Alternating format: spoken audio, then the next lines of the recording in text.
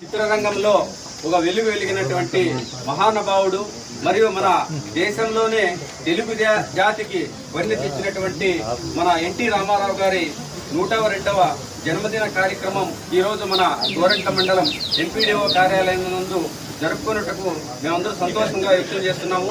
ఎందుకంటే ఇంతకు మునుపు ఎప్పుడు ప్రభుత్వ సంస్థలో కానీ ప్రభుత్వ ఆఫీసులో కానీ జన్మదిన కార్యక్రమాలు జరుపుకోలేదు.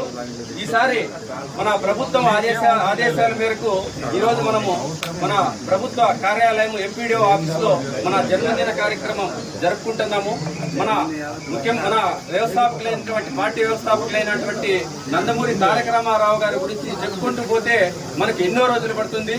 సినీ రంగంలో ఒక వెలుగు వెలిగి మరియు అంతేకాకుండా మన రాష్ట్రము అన్యాయం అయిపోతుందని తెలిసి మన రాజకీయ రంగ ప్రవేశం చేసి అనేక సంస్కరణలు తెచ్చి పేదలకు గూడు గుడ్డ అనే నినాదంతో మన పార్టీ స్థాపించి ప్రజలకు ఎంతో సంస్కరణలు తెచ్చి మనకు పేదలకైతే పక్కా ఇల్లు అయితేనేమి ఆ రోజు మా పట్టెడు అన్నం తినే పరిస్థితిలో లేదు. కాబట్టి 2 రూపాయలకే కిలో బియ్యం ఇచ్చి మరియు అర్ధావర్ధం వస్త్రాలు వేసుకునేవారు ముందు ఆ కాలంలో. అలా మన అర్ధ పర్సెంట్కే మన జనతా వస్త్రాలు అనేది ఇచ్చి మన ఉమ్మడి రాష్ట్రాన్ని ఆదుకున్న వ్యక్తి ఎవరంటే మన ఎన్టీ రామారావు గారు చెప్పుకోవచ్చు.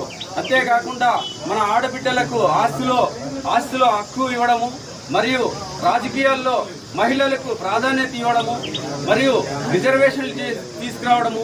బీసీలు అనేవాళ్ళు అప్పుడు మన రాజకీయాల్లో ఎక్కువగా ఉండేవారు కాదు.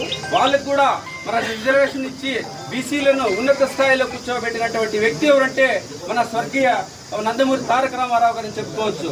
ఇలా చెప్పుకుంటూ పోతే ఎన్నో ఉన్నాయి. అలాంటి మహానుభావుని జన్మదిన కార్యక్రమం ఈ రోజు జరుపుకుంటున్నామంటే మన తెలుగుదేశం పార్టీ ఆధ్వర్యంలో అయితేనేమి మన మండల వ్యవస్థలో మండల కార్యాలయంలో మన ప్రభుత్వమంటే మనందరము సంతోషమని ఈ రోజు ఇంకా సమావేశ ఉద్దేశంగా తెలియజేస్తున్నాం.